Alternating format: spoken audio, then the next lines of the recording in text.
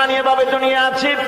আল্লাহ রাব্বুল আলামিন বলেন, যাদের কোনো সঞ্চয় নাই, যারা কোনো সঞ্চয় করে না, এ ধরনের সাপগুলি, শিয়ালগুলি, বাঘগুলি, পাখিগুলি, জলচর প্রাণী, স্থলচর প্রাণী, আর অন্তরিক্ষে মহাশূন্যে উড়ে বেড়ায় যে সব প্রাণী, এ ধরনের শত সহস্র কোটি কোটি প্রাণী, তারা সকাল বেলায় খালি পেট নিয়ে বেরিয়ে যায়।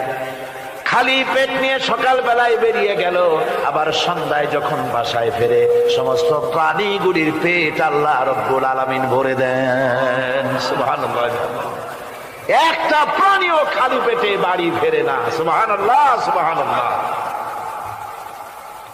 অথচ তাদের কিন্তু জন্ম নিয়ন্ত্রণের ব্যবস্থাও নাই। জঙ্গলে যত প্রাণী আছে, তারা কি কোনদিন মিছিল করে এসে বলেছে বাংলাদেশ সরকার আমাদের